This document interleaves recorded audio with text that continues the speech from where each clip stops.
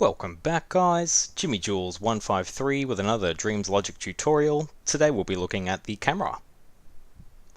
The camera is a gadget you'll use if you want to do manual camera work in your dreams. For moving the camera around, if we shift select the camera here, it'll put us straight into the view of the camera. While we're in this mode, we can navigate around the scene and this will adjust the camera too.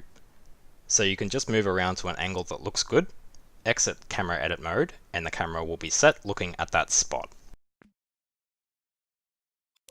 Initially we'll go through the field of view slider down the bottom here.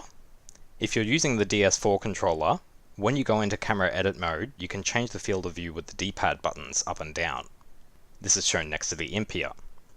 If we shift and use the D-pad, it'll change the focus distance. If we widen the field of view here and jump back into the camera edit mode, you can see that we get a much more wide lens effect and you can see a lot more. If we make it smaller, we'll get the opposite effect, like a zoom.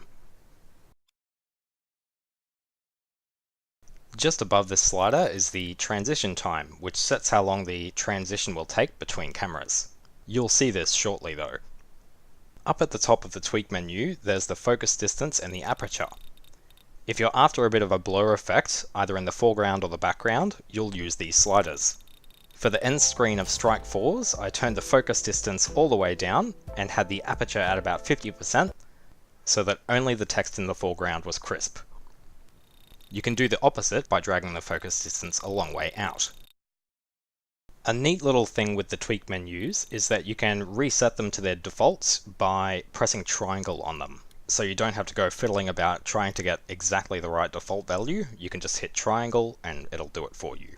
If we duplicate the camera here, we can demonstrate the transitions. I'll just set up a quick bit of logic to turn one camera off and turn the other one on. Ideally, you should have only one camera turned on at a time because otherwise the game might put your view in the wrong camera. First of all, we're set on the smooth transition. The camera that we're transitioning to will control the transition type, so if we want to change this, it doesn't matter what the first one is set to, we can just change the second one here. If we jump into play mode, the timer will be counting down, ready to turn this camera off and the other one on. You can see the smooth transition starts the animation slow, gets faster, and then slows down to a stop towards the end. The whole thing will take 1.5 seconds because that's what we've got our transition time slider set to. We've also got the cut transition, which is exactly what you'd expect. It'll just cut to the next camera in a single frame. Just like the keyframe, we've also got the slow start, fast finish, and the fast start, slow finish. And we've also got the linear transition, which will be the same speed the whole way through. Underneath all of these, we've got the crazy option. This option will make the camera swing out and away from the camera that it's transitioning to, then back towards it again like so.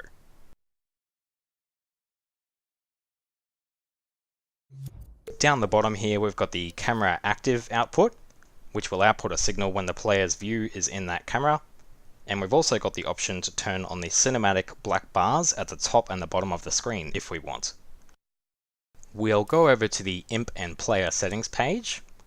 We've got a couple of options down the bottom here that are very important if you're going to be doing animations and alike. We've got the option to disable our imps down the bottom here, so the imps won't show up on the screen at all, which will probably be what you're after in quite a few circumstances.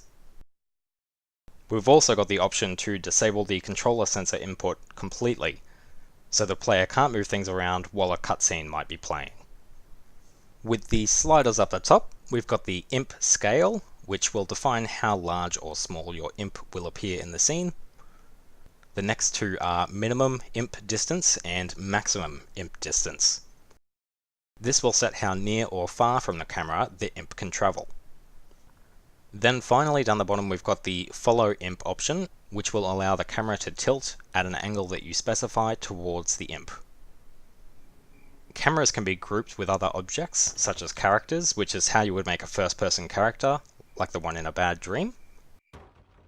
Also animate the cameras with either action recorders or keyframes, which is what I used for the entirety of the camera movement for last night. If you don't put a camera in your scene, the player will have full control of the camera movement, just like we do in edit mode.